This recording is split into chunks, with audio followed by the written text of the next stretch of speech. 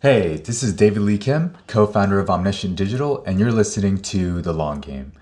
In this episode, we hear from Brian Honigman. Brian is a marketing consultant based in Philadelphia and is taught as an adjunct professor at Kellogg, NYU, and UFM. He works with technology companies, media brands, and nonprofits to help them earn meaningful results with digital marketing, social media, and content marketing.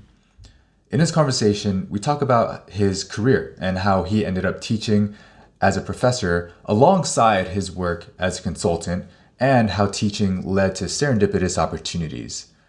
We also talk about how businesses should think about breaking through the noise with their marketing and perhaps testing out underrated marketing channels that they would have otherwise written off. We also talk about the importance of finding time to do things outside of work purely for enjoyment.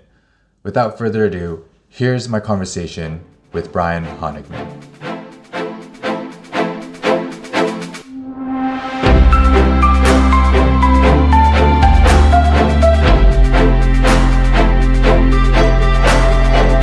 Brian, it's so great to have you on The Long Game. Thanks so much for making the time.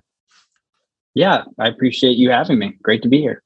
Of course. So we'll jump in, and I'm gonna take a moment to brag about you a little bit and give the listeners a little bit more context of who we're speaking to right now, and then we'll jump into the first question. So you're currently a professor of marketing at Northwestern University and a consultant as well.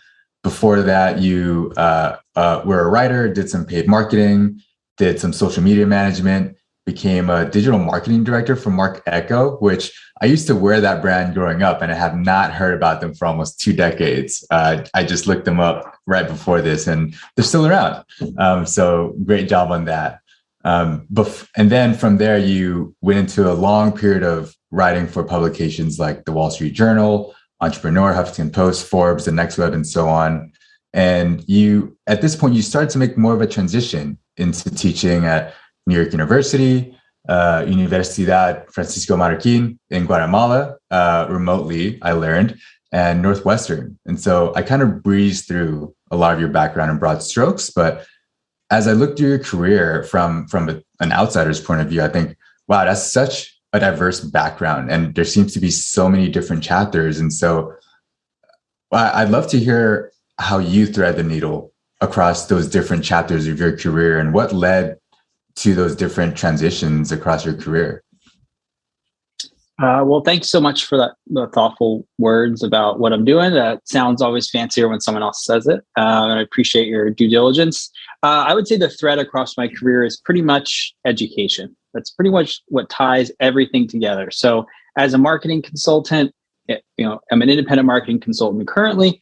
Everything I do, I'm educating clients. I'm educating, clients as in companies, how to succeed with marketing. In a coaching capacity, I work with the career coach for marketers. I help individuals get to their next level of success in their career. I'm doing education in that capacity, or it's in the classroom. I'm teaching, how to get better results with social media, to navigate a career, what have you. I've worked at startups in the past, agency, Mark Echo, which you mentioned.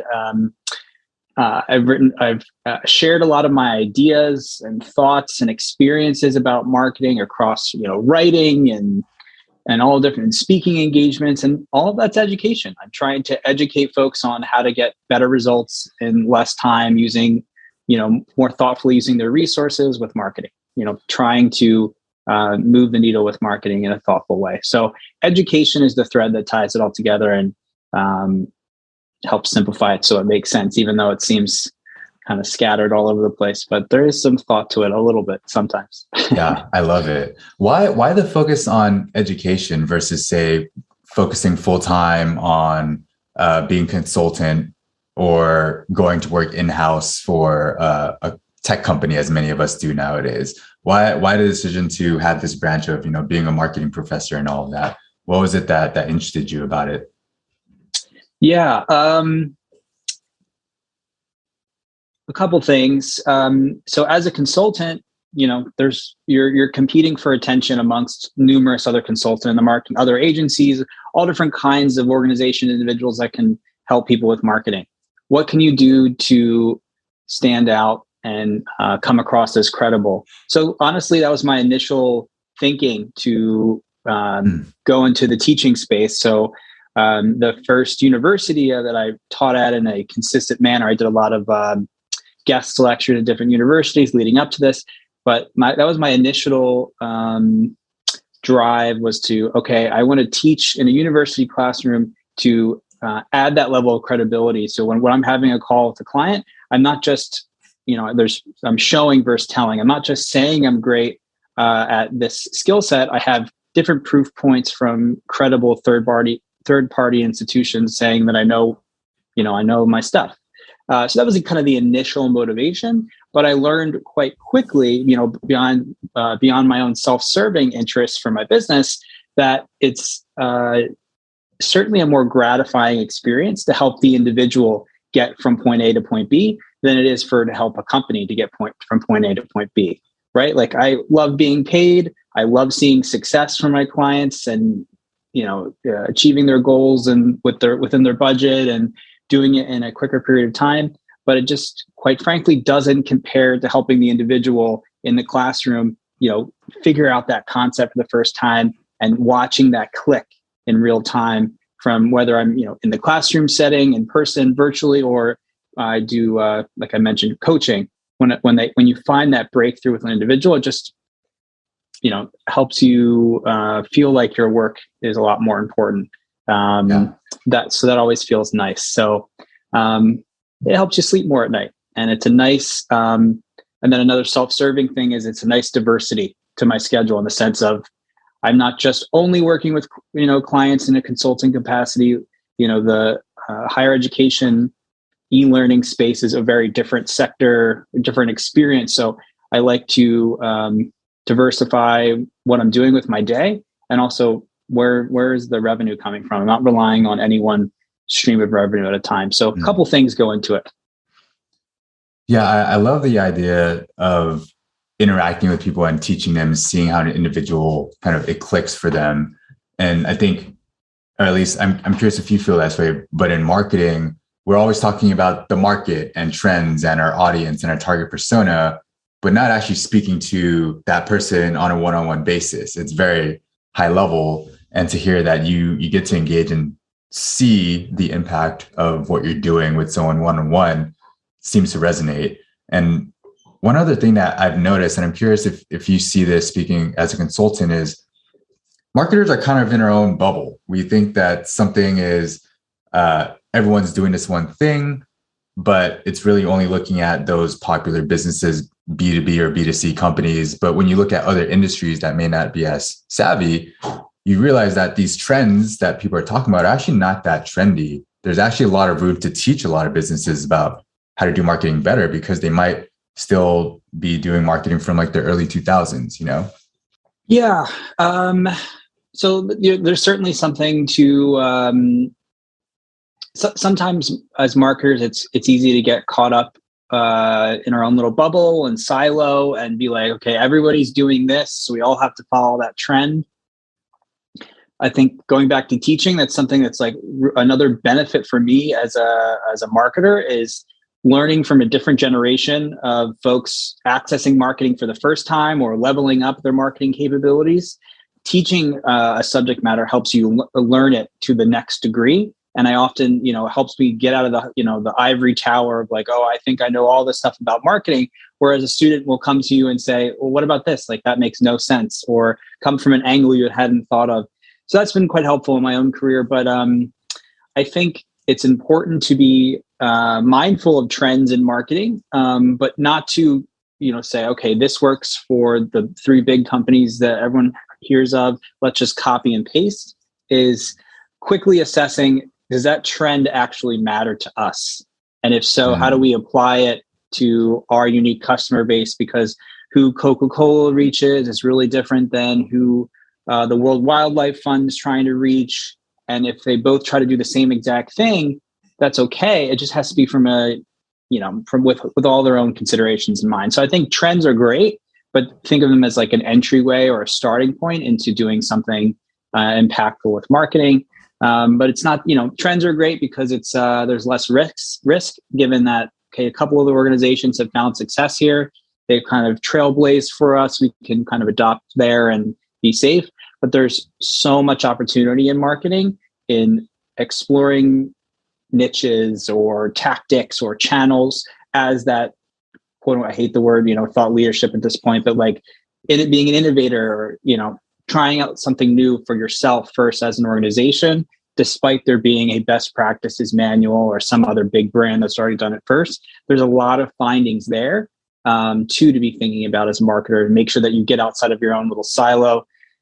Also, though, there's limited time for many small to mid-sized businesses to do that level of experimentation. So that's why many of us, fall back on best practices, because there's less room for error. But yeah, so to get out of your own silo, make sure you're talking to a variety of people. Talk to your own customers. Talk to folks with different perspectives on marketing in and out of your sector.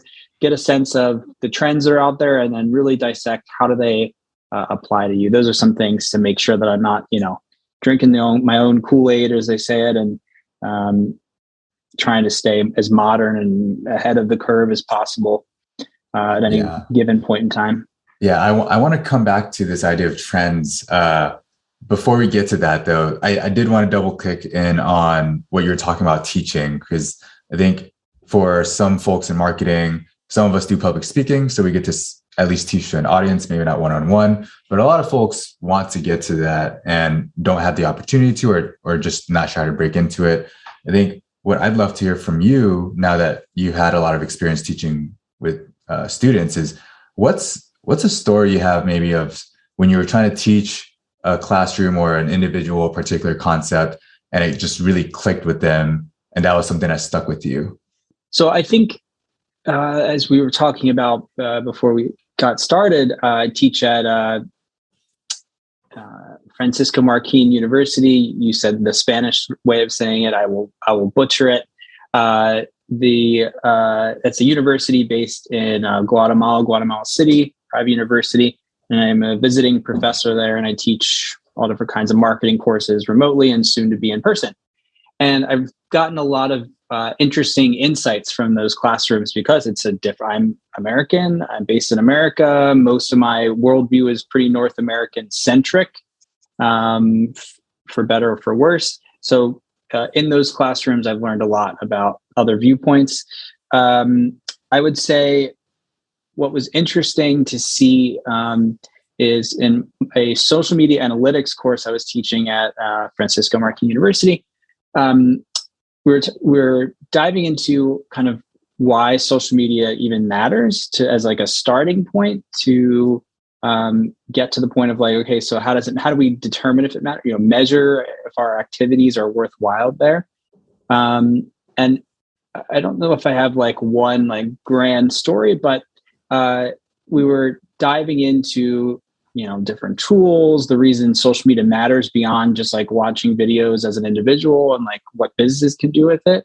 And you could actively, when we were presenting examples of Guatemalan businesses, Guatemalan brands elevating whatever their business goals were through the use of social media, I literally saw like the light bulb kind of click in some of the minds of the students, because with social media, everybody kind of has an opinion of it, because as consumers, we're all wasting time there or connecting with family and friends, and you think you have the full purview of it, but it's very different to come in. It's not rocket science or anything, but it's a different purview to come in from how does a business use this channel. And it was some of the students' first exposure to thinking about why social media actually matters to a business, and just seeing over Zoom, which Zoom is already kind of annoying for teaching in the classroom. It's hard for everybody to stay focused.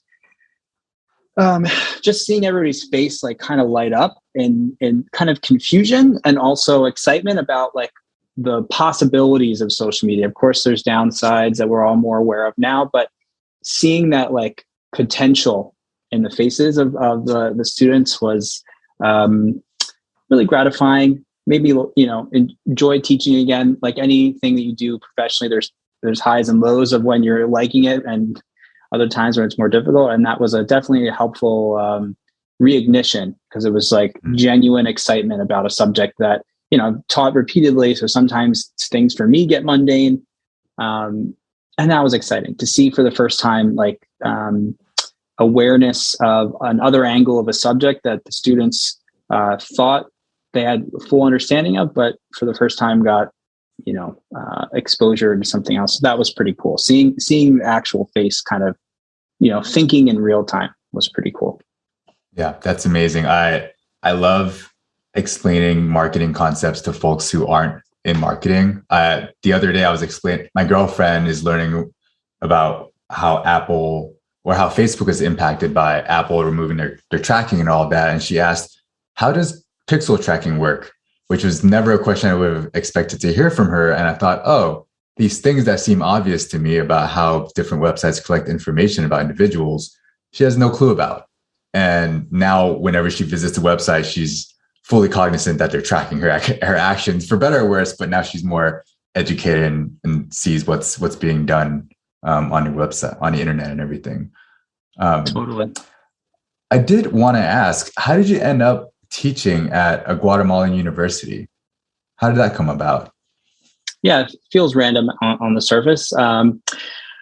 Basically, I'd been at that point teaching at NYU as an adjunct instructor for 5 years.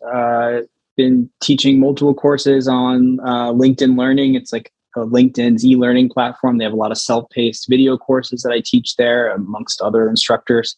So I'd been doing it for a while, and they were looking. It's a common practice to have, for many universities, to have a visiting professor, which basically means you're trying to get subject matter experts at different universities, at different teaching institutions, and bring them to your institution to, improve the material, deliver, improve the diversity of subject matter you're offering to students from a different perspective. So this university, Francisco Marroquin University, they often have visiting professors and all different types of subject matter come in, do long-term or short-term stint as a teacher on a class or two. So yeah, they just kind of reached out, and we went from there. They found me on LinkedIn. LinkedIn is often one of the sources of all kinds of things for me. But yeah, and that came from teaching long-term. And they said, okay, we trust that you know the subject matter and that you can also teach it. So we want to collaborate further. So that's kind of how that came to be. But to be honest, even the initial out, I never had heard of the university prior, but that's probably the kind of path where that opportunity came about. Yeah, I love the idea of how just take one opportunity and serendipity takes over and you just get additional opportunities. And maybe that's a good segue to ask about the next thing. And we'll tie this back to trends, but you worked with NATO in I think an educational capacity. How did that come about? What were you doing with them when it came to social media? And are they doing TikTok now?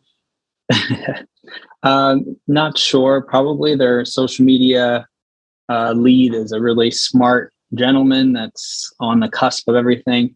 So NATO, working with NATO was a speaking engagement. They had a social media forum, basically like a conference where they brought in all different types of social media professionals and had them come speak to NATO members, to different ambassadors, different political folks, locally in Europe, EU members, etc., and speak on different topics on how they can all elevate their organization's social media usage. So that was really cool. One of the highlights of my career in terms of getting to do that and going to Brussels and meeting all these interesting folks. It was really cool. How it came about was through networking, pretty much. Throughout my career, I've used social media to reach out to other folks active in the marketing space, interview them for courses I'm doing or in articles I'm writing, or have them guest lecture in one of my classes. I've just been consistently, there was periods of time where I did it more often, but I've consistently reached out to other folks that I think are doing cool things and find ways of providing value right off the gate so they can't say no. because there's benefits for them. And this one gentleman that I've been connecting with for a while, he was like the keynote speaker at the conference, and they asked him for suggestions of other folks in America that are doing interesting things in social. And like we had already had a relationship, and he recommended me to a bunch of to the conference organizers, and I think he recommended a couple other folks. So that was just through serendipity, but also networking for a while. Again, like some of it feels very random and like, oh, that just kind of popped up out of nowhere, which was true, but there's like long-term work behind the scenes that kind of built up the luck. There's no such thing as like completely out of the blue. So, but yeah, that was a really cool moment in my personal and professional career. Yes, it's definitely unique. I can't say I know many people who have taught folks at NATO how to do marketing. So I think we've gotten a good sense of your background and your background in teaching. I'd love to jump into kind of maybe more of your consulting side of things. So one of the things I speak with colleagues and peers about is how saturated marketing channels are nowadays. There's more and more companies entering the market, and yet the number of channels you can market through hasn't really grown that quickly. So there aren't many new Facebooks or Twitters or search engines gaining widespread adoption where we can use them as marketing channels. So I'd love to hear maybe from your consultant side of things, how should companies be thinking about either one, breaking into these saturated marketing channels, or evaluating other maybe upcoming channels that may not be as big? Yeah. So the way I think of it is like kind of what I touched on before is you got to find a nice balance of what are the trends and how can we align to them and apply them to our own our own unique approach as an organization, whether we, sell shoes or a nonprofit helping fight world hunger. How do we apply XYZ trend? Like, for example, on TikTok, like one of the big things there are all the different challenges and trends they have there. And one way to gain visibility is to creatively participate in that trend as it relates to your organization. So that's like a very specific example, but that's always a great starting point to kind of bring yourself into existing conversations happening on different places online with marketing goals in mind. And then the other area is experimenting with things off the beaten path, trying new channels out for the first time, trying uncommon approaches to existing channels. For example, I worked with a government organization all throughout the end of last year, and you don't really see governments on social media in particular, like partnering with influencers. That's not very common because of a lot of different considerations in there. But that is like the perfect example of a marketing technique for a government entity to embrace, because there's not a lot of competition and there's not a lot of other government entities that are able to do it and get through all the red tape and manage the complexities effectively. And if you can, will that really help you stand out? The executive branch, the White House in the US has done a really great job about working with influencers on social media in past months. And it really stood out and got a lot of coverage, for better, for worse.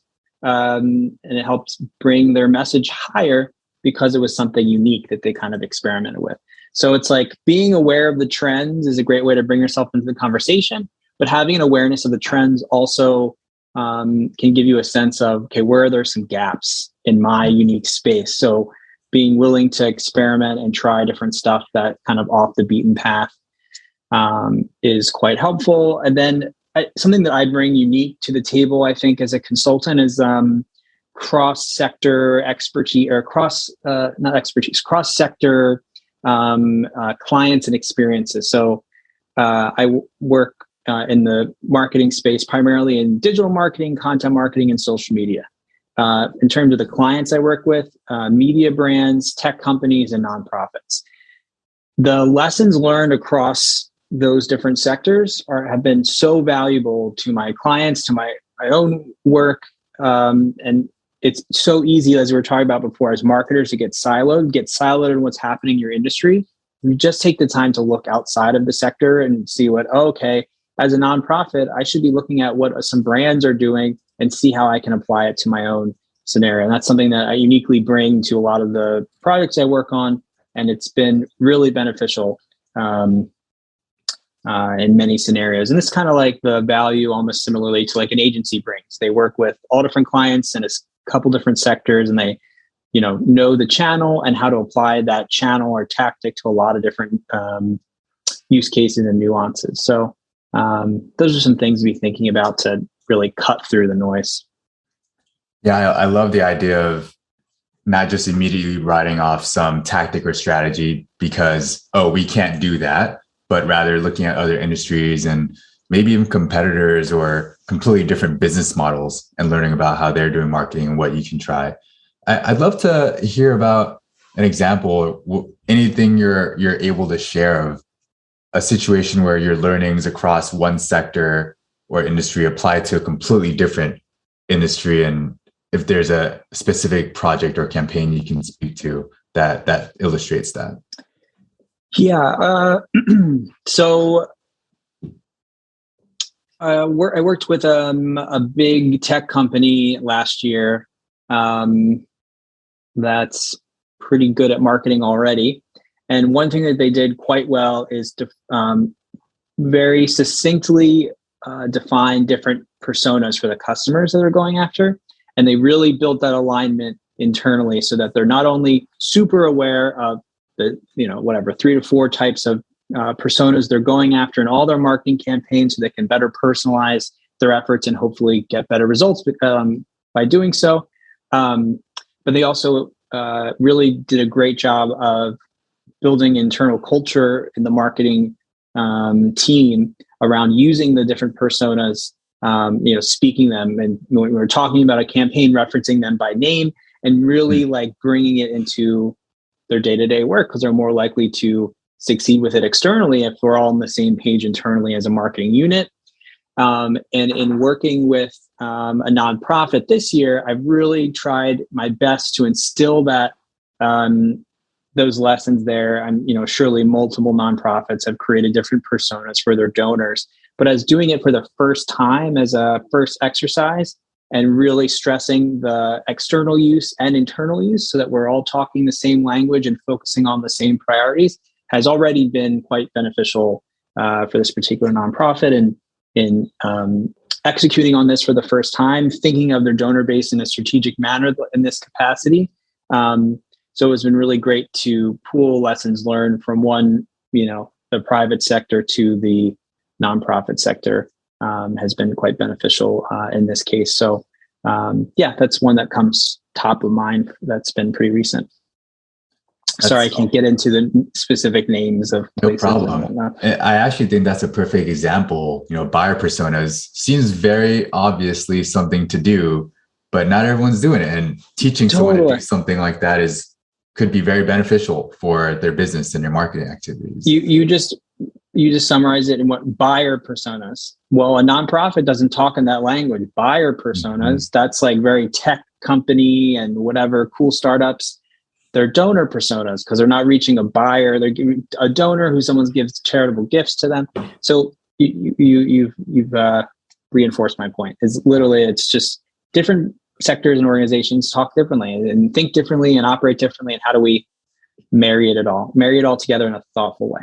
Yeah, even there, my background is working at HubSpot for 6 years. So buyer persona is just the phrase I go to. So donor personas. Exactly. So you mentioned also looking at underrated marketing channels in addition to understanding what the trends are. What are those underrated marketing channels that you're thinking of or that businesses should be considering at least testing out? Yeah, depends, but one that isn't like a secret or anything that is still on the rise is Discord, for example. Discord is the part of the audio wave on social media, and Discord is primarily a kind of it's a mobile only kind of social network, and it's mainly for having live discussions with fellow gamers also playing a game. That's kind of how it came to life, and its main use case now is, if you're playing Fortnite, you can go there and talk with other Fortnite players and connect with people with shared interests and do all kinds of so many features. But the big component is like talking about a shared interest, talking over audio, either live or, in the chat function. And as the popularity of that platform is currently on the rise, other use cases have emerged, other brands are active there. And I think that's an opportunity for certain kinds of organizations. So again, not everybody, certain kinds of, like, I think enterprise brands will have success there. Like you basically, in my opinion. I didn't expect to hear that.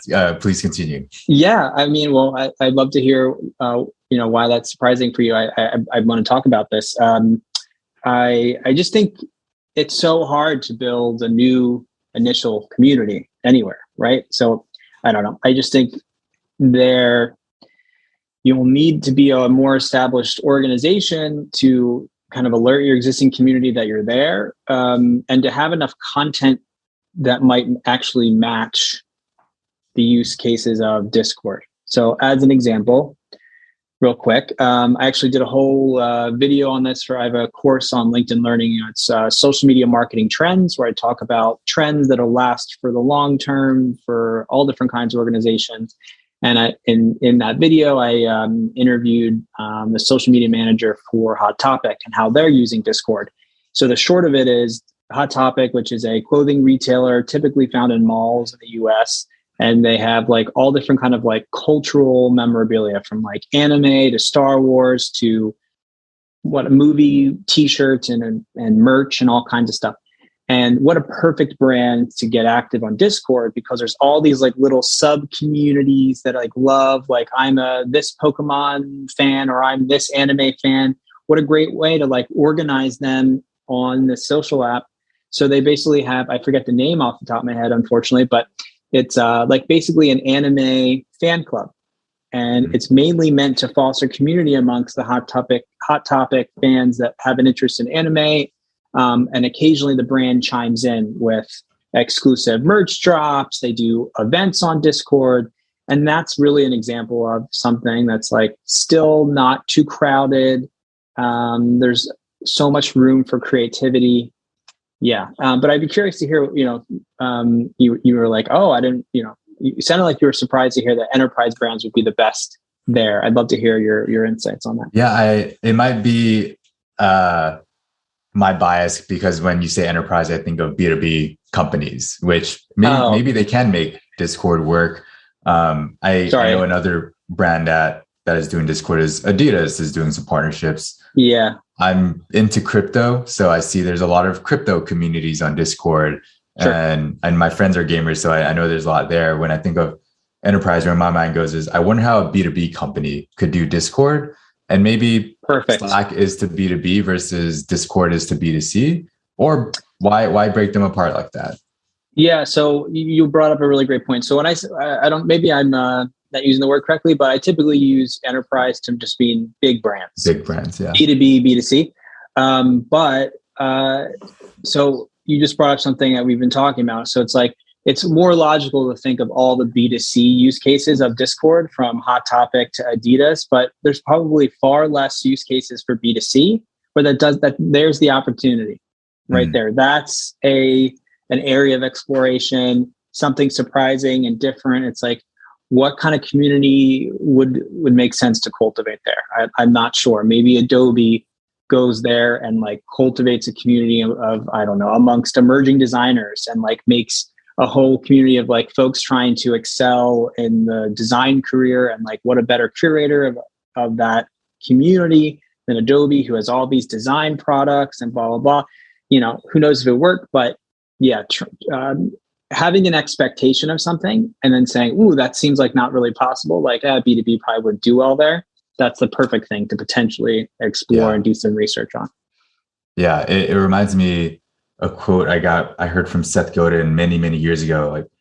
Like, if you have this idea where you say it might not work, you should probably give it a shot, because other people are thinking the same thing. And if you're the one that can make it work, you stand out. So I want to take a little pivot in our conversation here. We got to hear a bit about you as a consultant, as an educator, and hopefully some folks listening got some ideas of what they can do to try some new channels for marketing.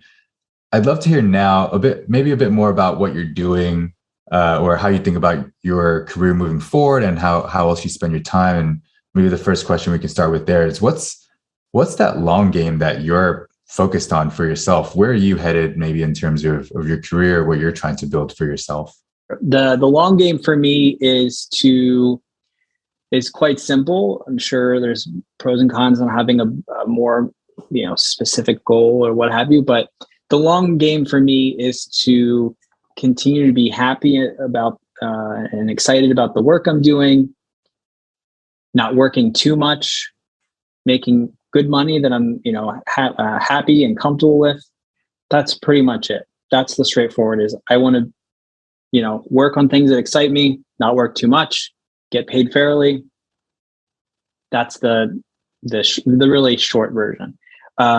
Basically, when you work for yourself, I'm sure there's various degrees of perspective here, but for me, there's been times where I've just burnt myself out working on so many different things and being I'm trying to be super strategic with my schedule and whatever, and it still falls apart at times.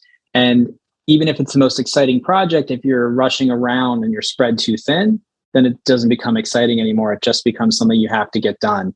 And in order for me to show up and be the best person, professional marketer for anything I'm working on, I need to be energized, fulfilled. I need to have energy.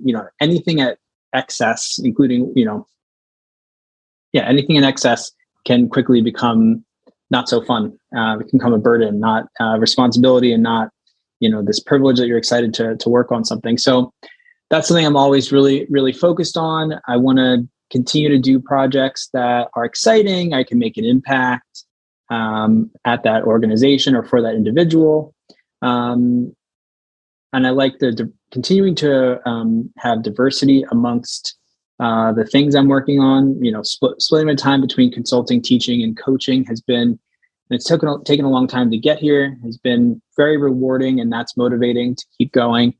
And I just want to continue to, plan for my future pretty much. I want to make sure that my business is scalable. It doesn't always require me to be at the forefront of everything. That's just the way, I'm not like selling a product. It's mainly my time is the commodity.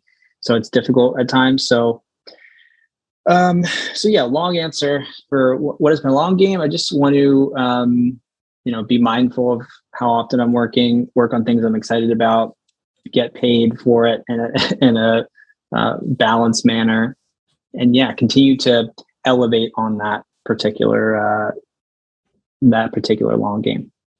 I love that. Yeah, keep it simple. That idea of working on things that excite you and not pushing yourself too hard where it's no longer fun really resonates.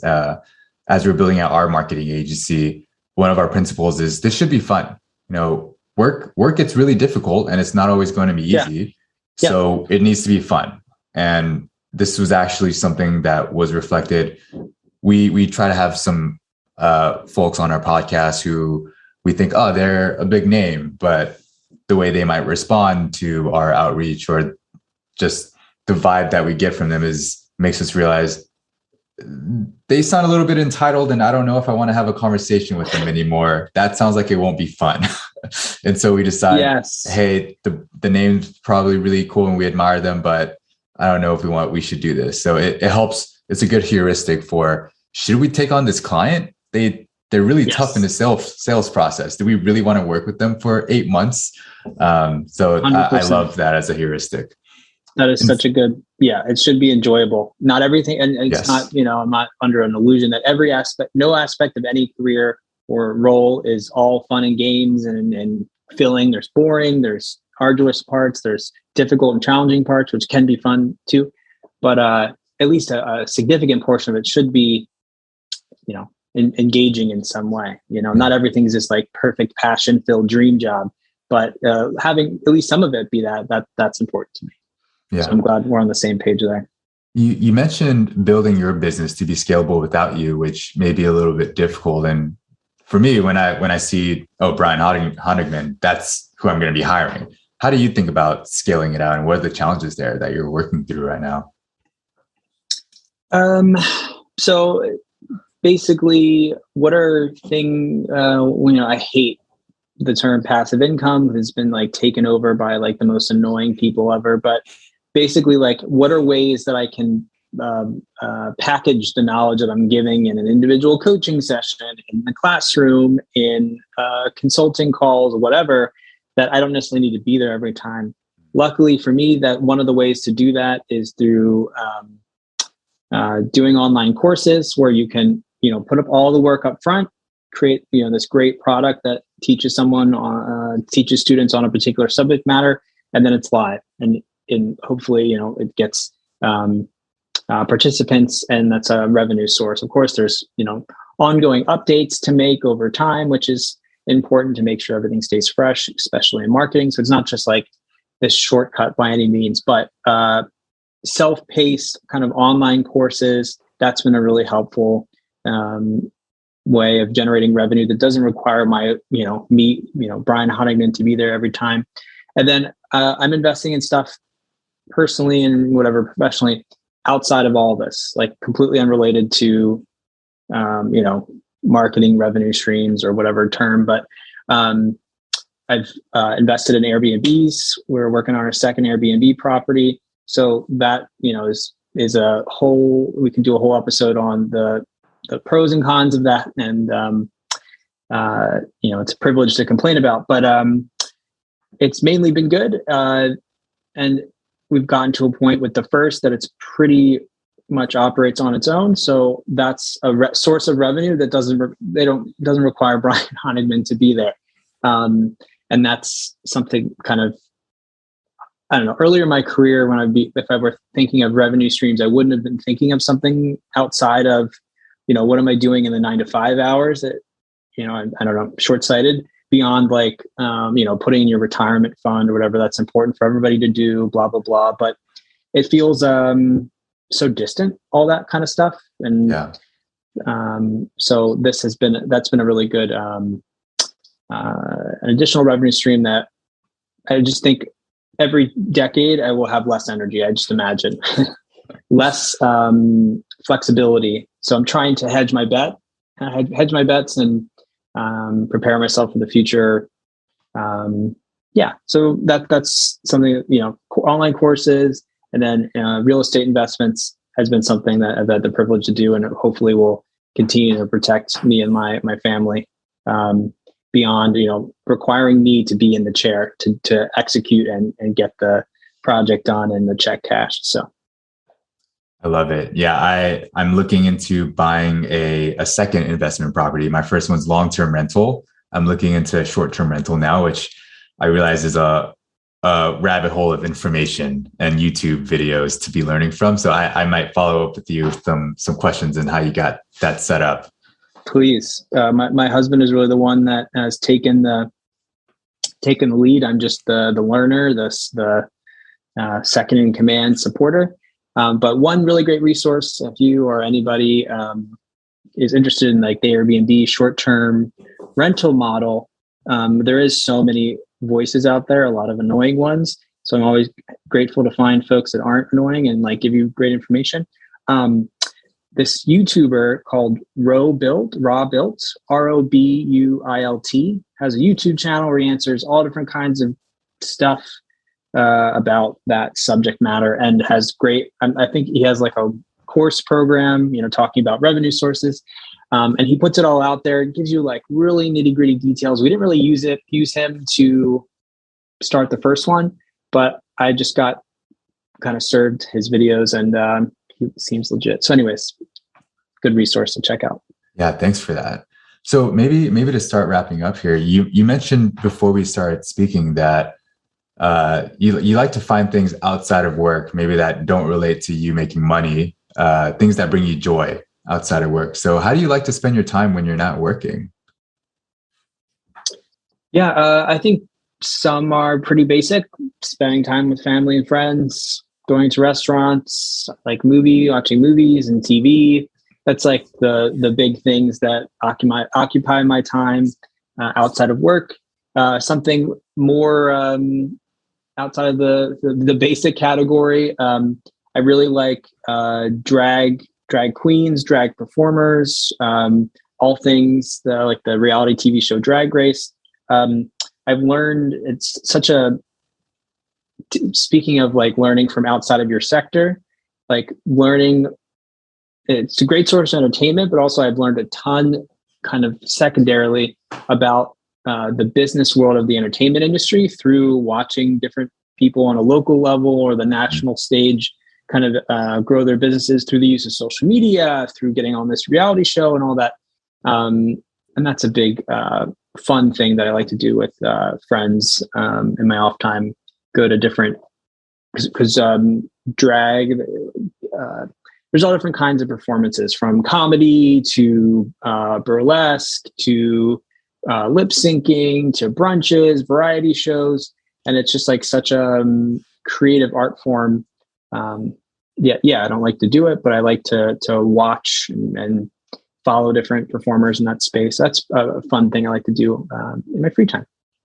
Yeah. I personally, and I wonder if you can relate to this, I personally had trouble allowing myself to just sit down and watch TV for a while, because it always felt like I needed to be working on something or be productive. But something over the years that I've learned to do, and I encourage others as well to find these things unrelated to work where they can just enjoy something and not worry about being productive. So it's really cool to hear your interest outside of work.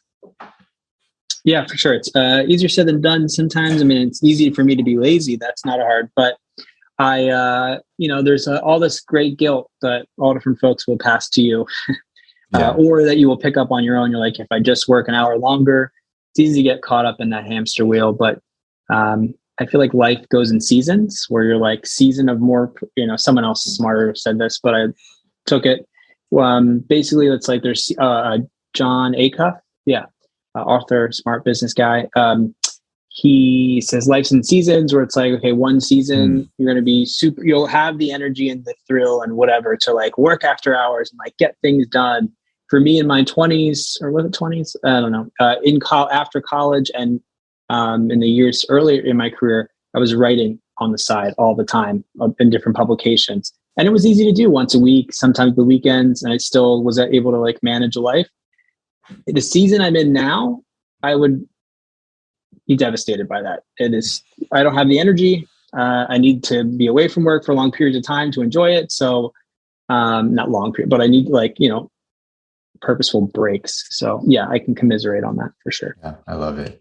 So I got three maybe easy questions before we wrap up here. So what's an opinion you have about business that you think most people would disagree with? What is an opinion about business most people would disagree with? Business or marketing? Yeah. I think something that a lot of folks think of is that like success is overnight success.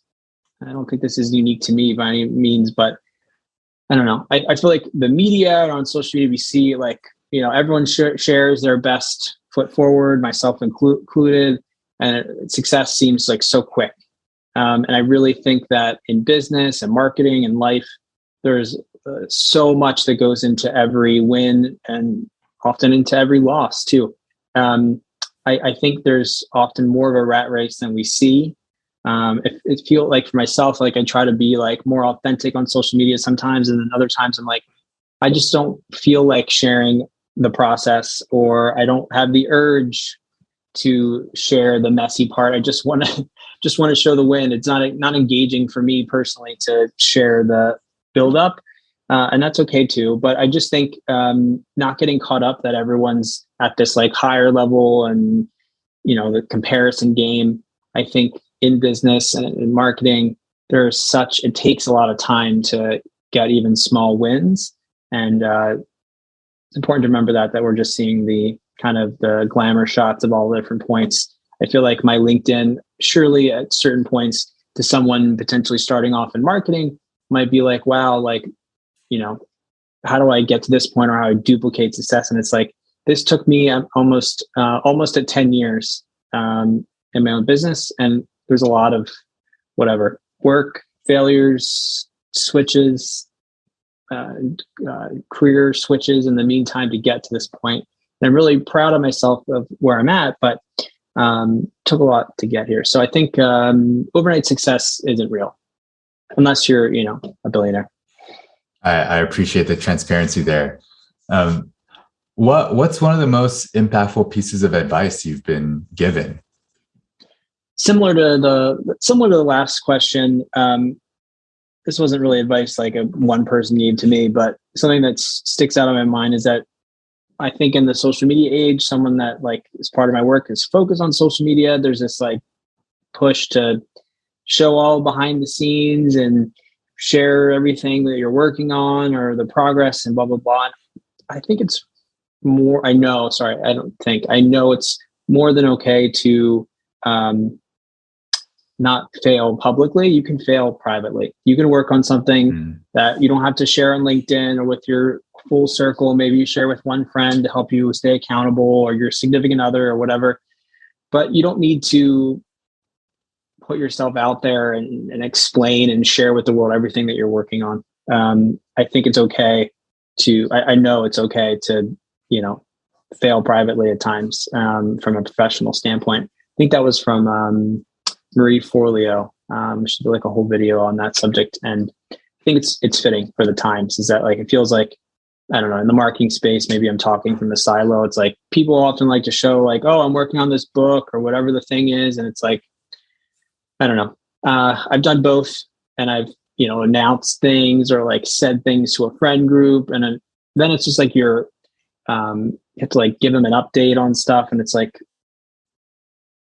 maybe some things, it's okay to fail, and it's, not necessary to have to discuss every aspect with multiple people, either publicly or in your social circle. So that's a good piece of advice that's been helpful for me. That's a great reminder. That's a great reminder. I might be seeing the same things you're seeing, particularly on LinkedIn, where I'd say maybe at this point there's oversharing going on. But that can be a topic for another time. So, but I appreciate that reminder for us, for both of us and the listeners. So last question here, where can people find you on the internet? My website is just brianhonigman.com. That's where you can find probably over 400 articles and interviews I've done, videos, podcast interviews on all things marketing. You can just go to my site, search any topic related to marketing, and it's likely I have something on the subject matter. That's probably the best place to find me. And then of course, LinkedIn, it's just Brian Honigman. And that's last name is Honigman, Honigman. Those are the best places to stay in touch. Awesome. Brian, thank you so much for the time today. Awesome. Appreciate it. Thank you.